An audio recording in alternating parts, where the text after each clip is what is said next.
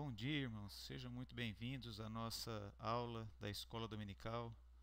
Hoje, dia 26 de abril de 2020, aula número 12. Já adianto para vocês que essa aula é grande, o tamanho dela, então fica melhor se a gente dividi-la em duas partes. É assim que nós vamos fazer, então por isso aparece aí para vocês aula número 12A. E aí na semana que vem nós vemos a segunda parte, né?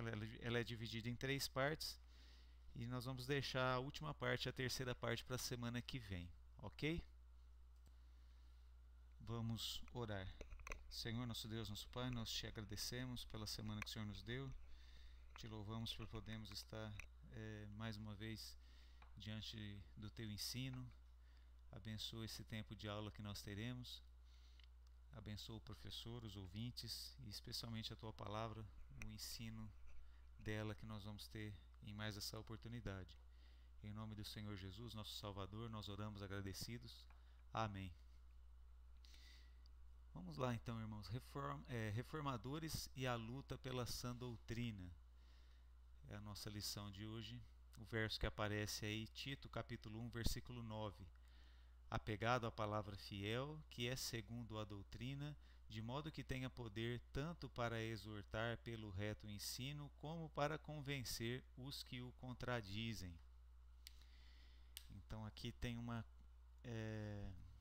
questão bem interessante que a gente vai ver dentro da aula e espero que vocês achem interessante isso que ele acaba de colocar aí. Poder para exortar, usando o reto ensino e convencer os contradizentes. A apostila mesmo, o nosso livro, né? Nosso livro aí, Reforma e Reformadores, recomenda esse texto para a nossa leitura. Então vamos fazer. 2 Timóteo capítulo 4, versículo de 1 a 5. Ali ficou faltando, né? Mas o 4 aqui já tem o entendimento que nós necessitamos. Então ele diz: Conjuro-te, pois, diante de Deus e do Senhor Jesus Cristo, que há de julgar os vivos e os mortos na sua vinda e no seu reino, que pregues a palavra, instes a tempo e fora de tempo, redarguas, repreendas, exortes com toda a longanimidade e doutrina. Porque virá tempo em que não suportarão a sã doutrina, mas, tendo comichão nos ouvidos, amontoarão para si doutores conforme as suas próprias concupiscências, e desviarão os ouvidos da verdade, voltando às fábulas. Então aqui é uma fala do apóstolo Paulo para Tito, ou melhor dizendo, para Timóteo. E então ele coloca a coisa assim para Timóteo. Timóteo, nós sabemos, era um jovem pastor, companheiro de Paulo, e tinha recebido a responsabilidade de cuidar, de pastorear a igreja em Éfeso. Então isso aí são palavras de Paulo para ele nesse contexto. E o versículo 5 que ficou faltando, eu vou fazer a leitura dele aqui então. Mas tu sê sóbrio em tudo, sofre as aflições, faze a obra de um evangelista, cumpre o teu ministério. Eu quis ler esse versículo também porque a gente também precisa levar em consideração o contexto aqui, quem está falando, com quem está falando, e então nós temos ali um apóstolo falando com um pastor. Em termos gerais, nós não somos todos pastores, né? E nós estamos tendo uma aula aqui e você pode colocar a coisa assim, como que isso se enquadra para mim. Então, como nós falamos, se eu não me falha a memória na mensagem passada, nós tomamos isso aqui em termos gerais, né, nós não somos o pregador que vai instar a tempo e fora de tempo pregando, né? O Timóteo era assim, né? Era o trabalho dele, né? nós estamos assim mais no sentido de nos preparar para responder com mansidão aquele que pergunta a razão da esperança que existe em nós, né? Como Pedro falou. Quero dizer, nós em termos gerais, nosso trabalho, né, ou de vocês ao menos, não é de pregação. Vocês não são pregadores, assim como Timóteo era na igreja lá de Éfeso. Mas, de qualquer maneira, como crentes, né, de forma geral, nós também estamos envolvidos nessa questão colocada aqui de receber a sã doutrina, né?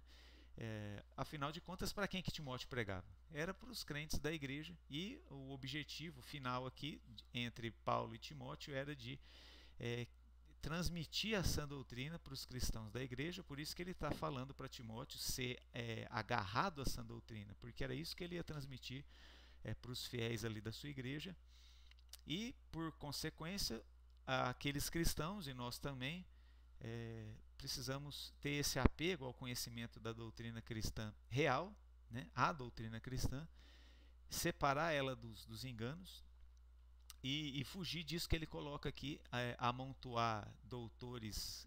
Aqui os doutores são sem valor, né, nos versículos.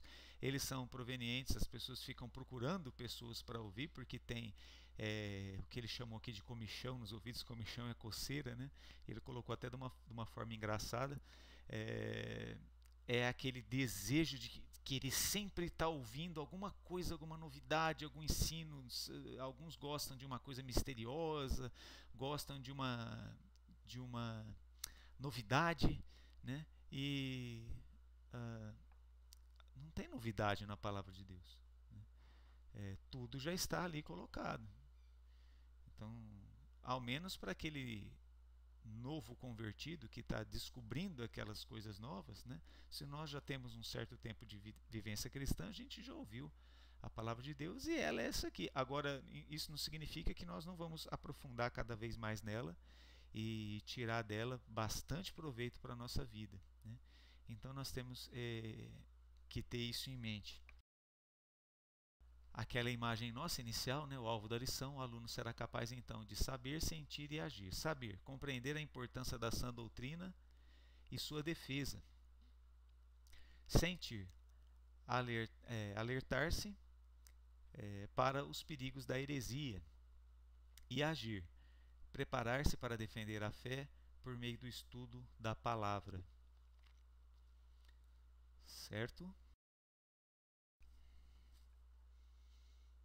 Continuando, agora aqui eu acredito que vocês estão com os seus livros aí, então vamos seguir observando aí o que está no livro. Então a reforma não sucedeu, a reforma não aconteceu em um vácuo. Então nós vamos ver algumas distorções heréticas. O que é uma heresia? É um ensino torcido das escrituras, né? Ele é um ensino que se diz ser da palavra de Deus, e às vezes ele até é um ensino proveniente da palavra de Deus, só que ele é torcido, né? Ele é modificado, e é isso então que significa heresia, né? E aqui então ele vai colocar para nós vai fazer uma lista do surgimento de algumas heresias que aconteceram no catolicismo, né? Então, em 380 depois de Cristo, DC é sempre depois de Cristo, né? No ano de 380, oração pelos mortos. Então, em 380 começou-se a orar pelos mortos, né? Os cristãos começaram a achar que eles deveriam orar em favor dos mortos. Observa que demorou, né? Essas heresias que nós vamos listar aqui, elas têm um tempo de... Interessante a gente observar isso, né? Que isso aqui termina a era apostólica no ano 100, se convenciona dizer isso, né? O ano 100 ali tem o apóstolo João, daqui a pouco ele vai morrer, e então você coloca ali 280 anos depois para surgir essa aqui não é a primeira heresia, tá? Mas é uma lista das mais conhecidas. Em 538, a celebração da missa de costas para o povo. Então essa prática católica, né, comum, hoje já não sei, mas ainda se adota isso, né? Outro dia eu estava ouvindo um professor católico falando, é, e ele comentava sobre que tinha ele gostava de frequentar. Eu estou dizendo um professor católico, né? Eu estava ouvindo ele, mas acerca de outra questão, né? E ele comentava, né, no seu gosto católico, ele é um católico romano, e ele falou assim que ele gosta de ir com a família numa catedral católica que celebra a missa ainda nesse rito aqui, né, de costas para o povo. E aí é uma coisa interessante, eu não sabia, mas eu, né, ouvi a explicação disso naquela ocasião, ele falando então que qual que era a intenção disso? Era que o padre se colocasse junto ao povo, né, se colocasse como um do povo, falando a Deus que estaria representado no altar, certo? Então, quando isso aí começou, né, provavelmente foi nessa questão. Então, o povo tinha, né, e essa pessoa no caso falando, ele se sentia bem em ver o padre do lado deles, né, rogando aí. Então, era até um fator assim de intermediação. Mas a gente sabe, né, que isso aí não tem, né, uma referência para isso nas escrituras. Pode até ter um sentido assim, talvez de alguma interessante, né? Mas isso aí a gente sabe que acabou indo para caminhos, né, para direções perigosas. O próprio entendimento de intermediação, né? Porque a missa é um ato de mediação, né? O sacerdote católico romano, que é o padre, né? O padre não é um pastor, ele não faz a função de um pastor ali na celebração da missa. A própria missa é um rito de sacrifício, certo? E não é no sentido lá que Paulo fala o vosso culto racional, né? É é mais no sentido de alguma coisa que agregue, de que contribua mais um pouco para a salvação do fiel. Vamos andar aqui. Então, 577, adoração de imagens, né? Surge então a adoração de imagens. Antes disso, não fazia parte do culto cristão. Em 884, a canonização dos santos. Né? Então, para o sujeito ser considerado santo no catolicismo romano, precisa passar por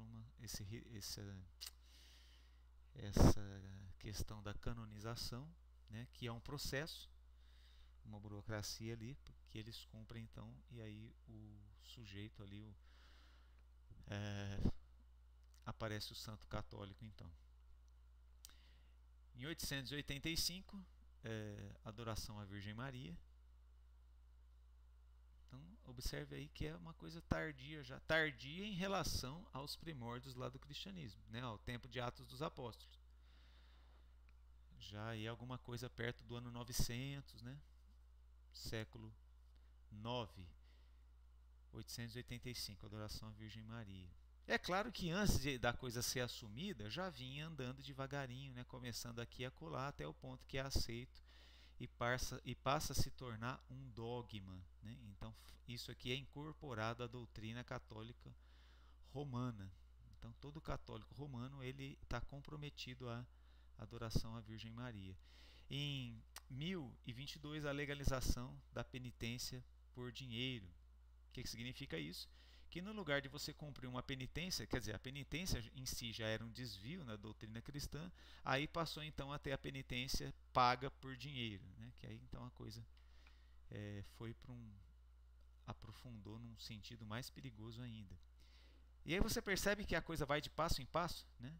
Então você pode pagar pela penitência, aí passa mais uns séculos, 1500, venda de indulgências, né? Que é o que fez explodir a reforma protestante, certo? Venda de indulgências, então era a venda do perdão.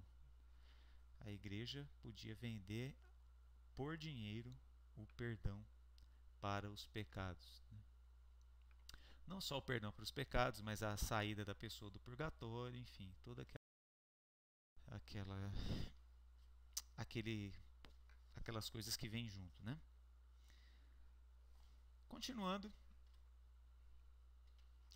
então, o grande desafio da reforma do século XVI foi para que a Igreja voltasse aos princípios básicos. Por isso, só a Escritura se tornou um dos pilares desse movimento. Então, estou fazendo a leitura letra por letra aí do nosso livro. Continuando, historicamente, a Bíblia é facilmente esquecida e substituída, ora pela experiência, ora pela tradição, ou até mesmo por novas revelações. Muitas vezes ela é esquecida no próprio templo, na casa do Senhor, no estudo sistemático dos seminários. Então aqui ele está acrescentando, né? Às vezes a Bíblia pode ser esquecida até na própria casa de Deus e também nos seminários, nas escolas de formação dos pastores. Continuando, nos dias do rei Josias, interessante ele colocar, né, parênteses aqui, o rei Josias, porque esse tempo aqui, segundo Crônicas 32, narra um tempo de reformas lá no Antigo Testamento. Né? O rei Josias foi um rei reformador do culto israelita no Antigo Testamento. Então tá lá, nos dias do rei Josias a Bíblia foi literalmente perdida, até que o sacerdote Ilquias acidentalmente a encontrou nos escombros do santuário e a trouxe ao rei. Né? Os versículos 14 e 18 lá daquele texto. 14 até 18. O que aconteceu? Vamos ver lá, né? Relembrando, a leitura desse capítulo todo é muito interessante para você situar o que estava acontecendo lá. Mas só esse trechinho aqui para a gente ter uma ideia, né? E tirando eles o dinheiro que se tinha trazido à casa do Senhor, eles estavam recolhendo ofertas para fazer a restauração física mesmo, né? Então era uma reforma literal mesmo, não era só uma reforma de conteúdo cristão, do culto israelita ali, dos valores, né? Mas era também da própria estrutura física, né? Então por isso aí aparece que eles estavam levando as ofertas, né? Então continuando, Ilquias, o sacerdote, achou o livro da lei do Senhor, dada pela mão de Moisés. Então olha só, os livros de Moisés não estavam em mãos, não faziam parte do culto. Tinham desaparecido, né? E não é na geração de Josias, isso aí é anterior. Então você pode se perguntar, nossa, como isso aí pôde chegar a esse ponto, né? E Ilquias disse a Safã, continuando a leitura aí, o escrivão: achei o livro da lei na casa do Senhor. E Ilquias deu o livro a Safã. E Safã levou o livro ao rei e deu-lhe conta, dizendo: teus servos fazem tudo quanto se lhes encomendou. Né? Fez. Ele está falando sobre, né, o cuidado ali com os processos de reforma. E ajuntaram o dinheiro que se achou na casa do Senhor e deram na mão dos superintendentes e na mão dos que faziam a obra. Ok. Além disso, Safã, o escrivão, fez saber ao rei, dizendo: o sacerdote Ilquias entregou-me um livro. E Safã leu o livro perante o rei. Aí o texto vai continuar. O Josias ficou espantado na hora que ele ouviu a leitura do livro, né? Provavelmente foi uma leitura de um trecho ali, melhor dizendo, foi uma leitura de um trecho de Deuteronômio. E aí então Josias se sentiu assim extremamente conturbado, porque falou: puxa vida, né? Que situação, não, o livro, nós estamos longe. Mas isso aí foi positivo, porque pela palavra de Deus ele pôde ver o quanto que eles estavam longe da vontade do Senhor, e aí sim ele pôde colocar uma reforma genuína ali, né? Não foi só uma reforma de boas intenções, foi uma reforma bíblica, né? Reforma é bíblica, né? E a gente vê isso no Antigo Testamento acontecer em vários momentos ali. Uma coisa interessante aqui é que se acredita que tenham dado, não foi uma questão de que os livros de Moisés tinham desaparecido, né? Na verdade, os tempos eram tão sombrios que antecederam Josias, que acredita-se que os sacerdotes tinham escondido os livros do Antigo Testamento para eles não serem destruídos, né?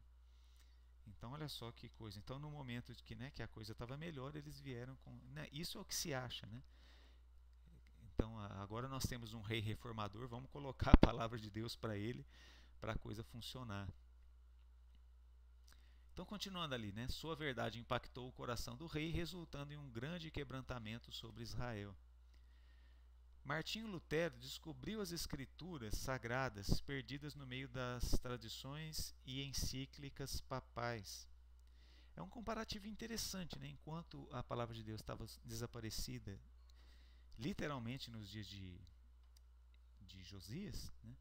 Nos dias de Lutero, ela também estava desaparecida, porque ela estava presa dentro de uma língua morta, né, que era só falada pelos eruditos, pelos estudiosos, o povo comum não conhecia, né, o latim mais. E então a palavra de Deus ela estava soterrada, né? E além disso, não estava no alcance físico das pessoas e também estava coberta pelas tradições. E a palavra encíclicas ali, o que era? Eram as cartas circulares do Papa abordando algum tema da doutrina católica. Então, quando o Papa achava necessário, né, que estava tendo algum problema com os ensinos católicos lá, o que ele fazia? Ele ia lá, escrevia uma cartinha e mandava para sanar a questão, né? É muito longe do que o Senhor pretendeu para a sua igreja.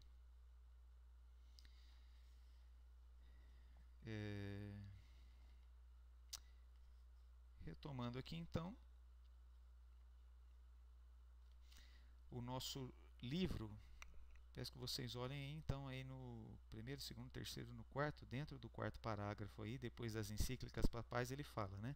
Esse piedoso e inquieto monge agostiniano foi profundamente incomodado à medida que começou a ler a Bíblia, que era uma prerrogativa apenas dos clérigos, né? Das pessoas da igreja, dos padres, das pessoas envolvidas ali com o funcionamento da igreja católica. Continuando a leitura.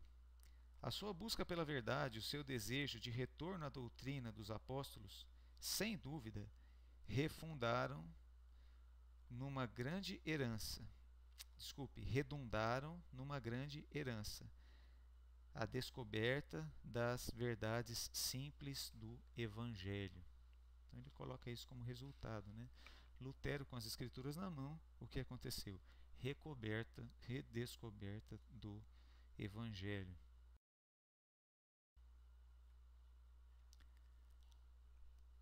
Então, um trecho aí do nosso livro, a reforma foi, antes de tudo, um movimento apologético. O que é apologético? Ele mesmo vai falar aí, ó.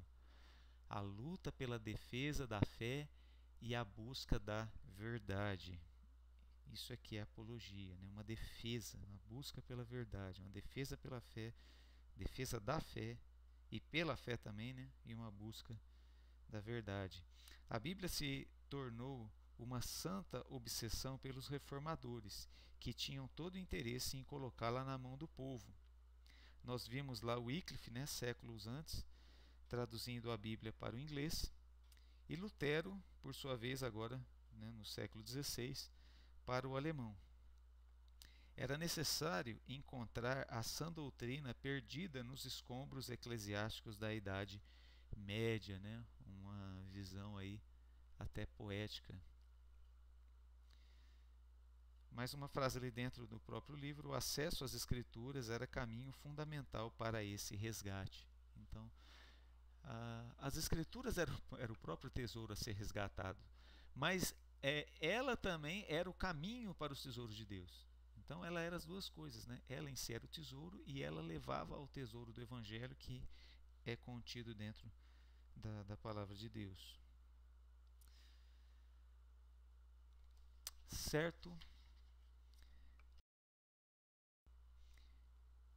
Vamos então ao nosso primeiro ponto, né? A tentação herética na história, né? A tentação herética na história. Nós vimos lá atrás ele colocando algo assim, né? Que é histórico o fato de que as heresias vão sempre se introduzindo no meio do povo de Deus. Já apareceu uma definiçãozinha aí embaixo, né? Dialética é a contraposição e a contradição de ideias que levam a outras ideias. Isso aqui é uma coisa bem familiar de quem estuda na escola, especialmente quem já está no ensino médio e na faculdade, então nem se fala, né? Dialética, contraposição e contradição de ideias que levam a outras ideias. Até essa frase sozinha, solta assim, ela né? Mas nós vamos ver ela em ação dentro desse contexto aí de heresias, né? Vamos lá. Questionar, lançar dúvidas, omitir e até mesmo negar a autoridade da palavra é uma grande tentação. Desde o Éden, essa é a característica presente para se opor à palavra de Deus. A proposta da serpente foi elaborada de forma dialética. Ok? Satanás, primeiramente, fez uma aparente afirmação. Vamos ver o que foi a afirmação de Satanás? É assim que Deus disse. Certo? Então ele colocou uma afirmação. E o que ele fez com isso? Dando a impressão de que realmente considerava a opinião de Deus. Sua afirmação, porém, já é seguida por um questionamento. Não comereis de toda a árvore do jardim? Isso aqui ele está, né, reproduzindo a conversa da serpente de Satanás com Eva. Então ele colocou uma afirmação e logo depois ele colocou fez uma segunda colocação ali que, né, deixou a coisa, né, provocando Eva a falar, né, a entrar na conversa. E aí o nosso livro continua falando assim: o diabo é dialético. Você entende por que aparece aquela definição ali? O diabo é dialético e gera insegurança no coração de Eva. Nessa troca de ideias que ele começa a fazer aqui. Um livro aí continua, ele lança a interrogação de forma retórica.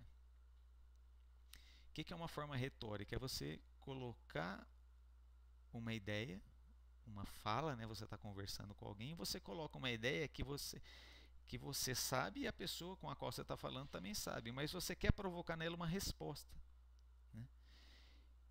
E continua ali então, revelando profunda desconfiança e grandes dúvidas, e só então ele revela o seu objetivo. Certamente não morrereis. Certo? Então, retomando, é assim que Deus disse. Opa, ele provoca uma empatia em Eva, né? Eu sei o que Deus disse, né? Opa, eu também sei. Não comerei de toda a árvore do jardim? Não foi bem assim que Deus disse. Deus disse que nós poderíamos, mas daquela árvore nós não poderíamos. Daquela árvore em específico. E aí então ele lança a contraproposta, né, que é o ponto central aí da dialética, colocar um confronto, né, uma contradição. A contradição aqui não é só na fala, mas é em relação à própria pessoa de Deus e Eva ali, e depois Adão também, né? Não, Deus na verdade ele não quer que vocês alcancem, né? E ele começa então a colocar suspeitas sobre a pessoa de Deus. Continuando o nosso livro aí. Este é o seu propósito sempre, negar ou colocar em xeque a palavra. Em outras palavras, não leve muito a sério aquilo que Deus disse, porque Deus está mal intencionado e governa o universo sobre falsas suposições, né? Aspas aqui para o diabo, né? Como se ele tivesse, né? Na verdade isso aqui é uma paráfrase, né, do que aconteceu lá em Gênesis 3, né? Nas entrelinhas ele estava colocando isso para Adão e Eva, até com bastante clareza, né? Satanás cria suspeitas sobre a autoridade daquilo que Deus disse. Continuando aí nossa leitura. Ainda hoje, este é o plano de ação: relativizar a palavra de Deus. Nenhum movimento herético surge sem que a palavra de Deus seja colocada sob suspeita. Então é sempre esse aí é o caminho. Então sempre passa pela questão de se atacar a palavra, colocá-la sob suspeita, modificá-la. Retomando o livro, por isso, o primeiro passo da derrocada da fé pura do Evangelho é a negação da verdade do Evangelho. Entre os grandes seminários no mundo, poucos reconhecem a autoridade e infalibilidade da palavra. Uma coisa espantosa para nós isso. Porque a Bíblia, para cristãos comuns, é a palavra de Deus, Então, você pode se perguntar, como assim, Como assim se aqui para nós na igreja a Bíblia é a palavra de Deus, deveria ser assim também nas escolas bíblicas, nos seminários, enfim. Continuando, no Brasil, alguns seminários chamados evangélicos também relativizam a inspiração e inerrância da Bíblia. Certo? Isso aqui é a posição do liberalismo teológico que de vez em quando eu comento com vocês aí na igreja.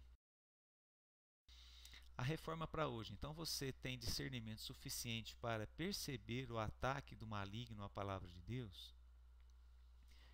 Então aquele ataque lá em Gênesis 3, ele é bem sugestivo, E ele serve de modelo para nós de como é que Satanás se aproxima do Filho de Deus para tentá-lo, e para modificar o que Deus disse. Um outro texto muito interessante nesse sentido é Mateus 4, a tentação lá no deserto, que você vê todos os elementos ali da tentação do Senhor Jesus Cristo, quando ele é tentado pelo diabo. Ele começa também, ele usa uma coisa até espantosa, porque ele usa a palavra de Deus contra Jesus, que é o próprio Deus. Continuando aqui, quanta atenção você dá às pessoas que tentam sutil ou claramente distorcer a palavra de Deus? Você dá atenção para elas? Lembre a advertência de Paulo a Timóteo. Expondo essas coisas aos irmãos, será bom ministro de Cristo Jesus, alimentado com as palavras da fé e da boa doutrina que tem seguido, mas rejeita as fábulas profanas e de velhas caducas. Exercita-te pessoalmente na piedade. Expondo essas coisas aos irmãos era justamente expondo esses perigos aí que existem nos desvios, nas historinhas, nas fábulas, distorções da palavra de Deus, enfim. 1 Timóteo 4, 7. Ali eu acrescentei só o verso 8, porque o exercício corporal para pouco aproveita, mas a piedade para tudo é proveitosa, tendo a promessa da vida presente e da que há de vir. Aquele sentido, de que nós estamos construindo aqui para a vida eterna. Nós não estamos adquirindo a vida eterna, mas nós estamos, em algum sentido, construindo para a nossa morada celestial. Ok? Segundo ponto, então, nós vamos só até o segundo ponto hoje. O sola escritura, o somente a escritura ali que eles falavam, a autoridade e a suficiência das escrituras. Então, primeiro, a tentação herética na história, e segundo, sola escritura, a autoridade e a suficiência das escrituras. Então ele coloca aí, para os reformados, somente a escritura sagrada tem a palavra final em matéria de fé e prática. E aí a confissão de fé de Westminster, essa data aí é a data em que os teólogos trabalharam lá na Inglaterra para produzir esse documento aí, que é um documento muito importante para a fé evangélica, para a igreja reformada. 1643 a 1649 eles passaram trabalhando nisso. Vamos ver um trechinho? né, um trechinho que fala justamente sobre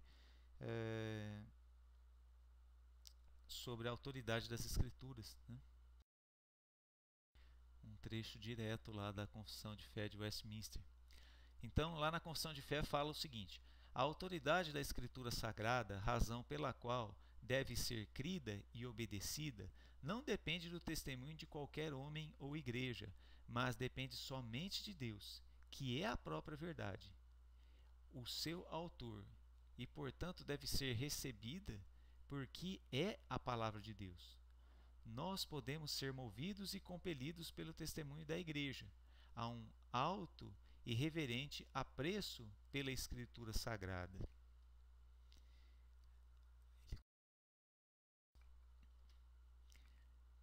E a sublimidade do assunto, a sublimidade é uma coisa majestosa, né, ele quer dizer. Então esse assunto aqui que a confissão está tratando é uma coisa majestosa. Do que ela está tratando? Da autoridade da Escritura Sagrada, né, que é a palavra de Deus. Ele continua, vírgula, né, do assunto, vírgula, a eficácia da sua doutrina, a majestade do estilo, a concordância de todas as partes, o escopo do seu todo, que é dar toda a glória a Deus, a plena revelação que faz do único caminho da salvação do homem, as suas muitas outras excelências incomparáveis e sua completa perfeição, são argumentos pelos quais abundantemente se evidencia ser a palavra de Deus. Olha que interessante que ele está dizendo. Então, quem prova que a Bíblia é a palavra de Deus? Ela mesma. Então, os homens antigos, eles eram formidáveis, né? Ele continua ali, né, ponto e vírgula. Ainda assim, não obstante a nossa plena persuasão e certeza de sua verdade infalível e autoridade divina provém da operação interna do Espírito Santo, testemunhando por meio da palavra e com a palavra em nossos corações. Então, olha que coisa magnífica. É por isso que ele ele ficou procurando adjetivos ali, não sei se você percebeu. Por quê? Porque ele queria falar no final que nós percebemos a Deus através da palavra, e a gente percebe que as Escrituras, que a Bíblia é a palavra do Santo Deus para nós, não em razão do nosso próprio esforço, ou da nossa esperteza, do nosso brilhantismo, mas porque o Espírito Santo faz com que a gente compreenda as Escrituras como sendo palavra de Deus, e depois disso ele faz a gente reconhecer o autor das Escrituras como nosso Deus verdadeiro, nosso Salvador. Amém? Então era assim que era colocado, né? E é assim que é. Confissão de Fé de Westminster, parte 1, capítulo 1, parte 4, né? 4 e 5 ali, artigos 4 e 5. Continuando, né? Então aí ele vai colocar também o debate para esclarecimento do valor das indulgências pelo doutor Martinho Lutero, né? Ali apareceu em inglês o nome dele, Martin Luther, o nome dele mesmo, né? Alemão, 1517. É a continuação aí do nosso livro, tá? Eu só coloquei aqui para ficar mais claro para nós. Então, em suas teses, Lutero proclamava que se comete injustiça para com a palavra de Deus se no mesmo sermão é concedido tempo integral, né? Vou colocar aqui para vocês o que ele falou, direto lá isso aqui é uma das teses dele, tá? Então, a tese 54. O que ele falou na tese 54? Isso aqui é a citação das 95 teses, né? Ofende-se a palavra de Deus quando em um mesmo sermão se dedica tanto ou mais tempo às indulgências do que a ela. Então é a tese 54. Alguns dizem assim, algumas pessoas ficam talvez um pouco decepcionadas, né, que ouvem muito falar sobre as 95 teses e tal, e a hora que vai ler, sentem que elas têm um tom muito católico. Mas por quê? Porque, gente, é um bispo agostiniano católico escrevendo para o Papa, né?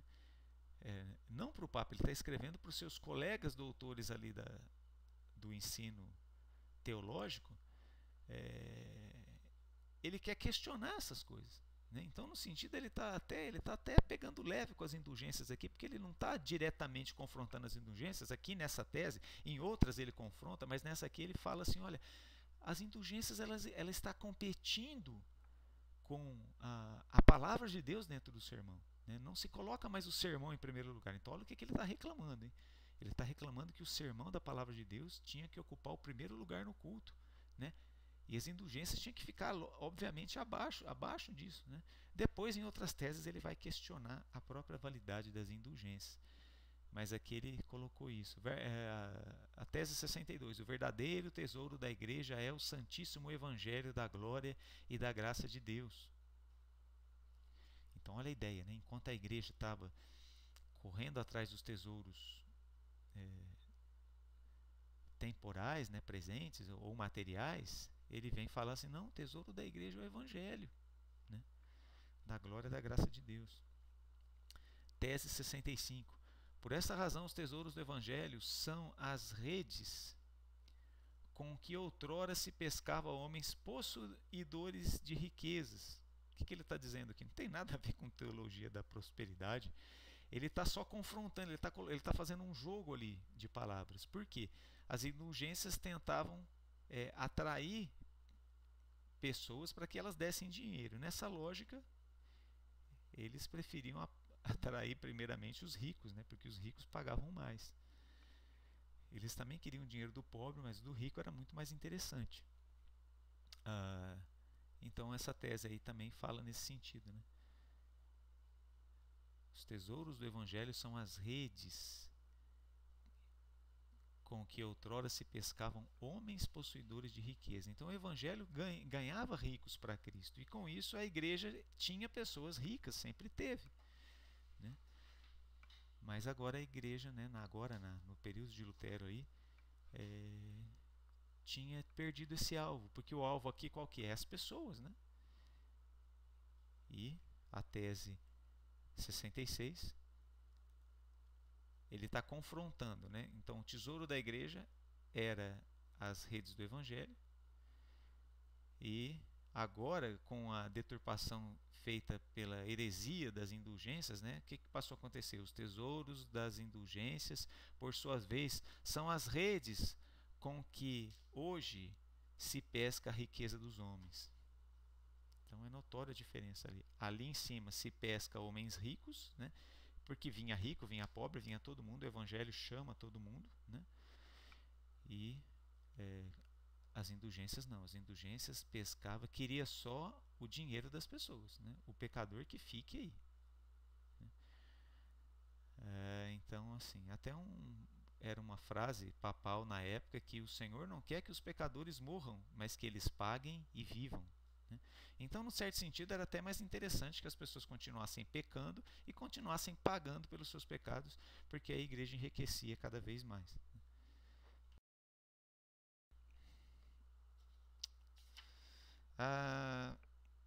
Aqui, ó, a declaração de Lutero lá na Dieta de Worms, em 18 de abril de 1521. Então, ali as indulgências, 1517. Em 1521 ele está se defendendo porque aí a coisa deu ruim para ele dentro do catolicismo romano, né? E ele estava ali com a vida por um fio, né? Só que ele não estava assim, óbvio, devia estar preocupado com a própria vida, mas ele foi corajoso aqui, e essa frase dele demonstra a coragem que o Senhor colocou no coração dele, né? Então diz aí, tem aí no livro também, mas eu coloquei aqui para a gente poder ver junto, né?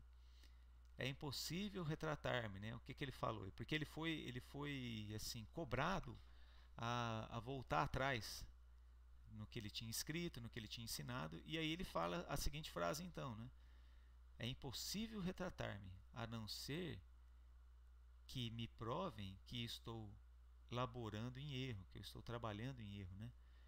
Pelo testemunho das Escrituras, ou por uma razão evidente. Quer dizer, vocês têm que me provar pela Bíblia, ou por uma razão assim, né, clara. Aí ele continua. Não posso confiar nas decisões de concílios e de papas, pois é evidente que eles não somente têm errado, mas se têm contraditado uns aos outros. Porque tudo que se colocava contra Lutero eram bulas do Papa, eram questões de concílios passados. E ele fala, não, isso aí não é escritura, né? Eu não tenho que me dobrar essas coisas, porque essas coisas não são palavras de Deus. E aí ele continua, minha consciência está alicerçada na palavra de Deus. Assim Deus me ajude. Amém. E aí, então é assim que ele dá suas últimas palavras lá naquele famoso concílio de Worms. Chegando ao nosso final, então, reforma para hoje, né? Paulo disse a seu filho na fé, prega a palavra, insta quer seja oportuno, quer não, corrige, repreende, exorta com toda a longanimidade e doutrina. 2 Timóteo 4:2. Qual é o lugar da palavra de Deus na sua vida? Você busca resposta em qual fonte? Quando há confronto entre a Bíblia e outras fontes de autoridade, qual é a sua reação? Então, todas essas perguntas aí são coisas para mexer com a gente realmente. O lugar da palavra de Deus na nossa vida. Será que é esquecido, né? Assim como lá nos dias do rei Josias, ou nos dias de Lutero, né? A palavra de Deus é alguma coisa incompreensível. E também assim que a gente nem quer compreender, né? Eu não entendo, mas não faz a menor diferença, deixa ela lá. Não deveria ser assim, né? Você busca resposta em qual fonte? Então a Bíblia não é só a resposta para os domingos, para aquele momento de culto, ela é resposta para tudo. Então tudo que nos cerca, todos os acontecimentos, né? Tudo aquilo pelo qual nós estamos passando, nós temos resposta, orientação na Escritura Sagrada. Então, quando há confronto entre Bíblia e outras fontes de autoridades, qual a sua reação? Então, aí é uma questão bastante difícil também. E que nós vimos, né, Pedro e outros aí, né, no Antigo Testamento também, se colocando junto da Escritura e enfrentando, né, dificuldade e ameaça, às vezes ameaça até de vida por causa disso, né? Nós acabamos de ver a leitura do Lutero aí, lá no Concílio de Worms. Então, irmãos, que Deus abençoe a sua palavra. Nós concluímos aqui hoje e semana que vem nós vamos fazer então a parte final.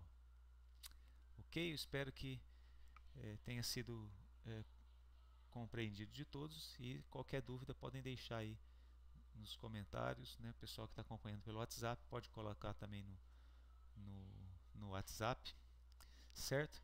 Que Deus abençoe e vamos orar. Senhor nosso Deus e Pai, nós te agradecemos pela disponibilidade da Tua Palavra ao nosso alcance, porque nós temos cada um uma Bíblia, nós temos cada um várias Bíblias, né? Mas a questão que se coloca é o quanto nós conhecemos da Tua Palavra. Será que ela tem ocupado o lugar devido, né, no nosso dia a dia, no nosso coração, na nossa consciência? Ajuda-nos, Senhor, a buscarmos a Ti através da palavra e nos abraçarmos a ela com a força necessária para nós termos segurança, conforto e esperança em nossas vidas e também de nossa igreja. Em nome do Senhor Jesus Cristo nós oramos agradecidos. Concede-nos um bom domingo, um bom almoço, um bom tempo junto com a família. Nós oramos em nome de Jesus, nosso Salvador. Amém.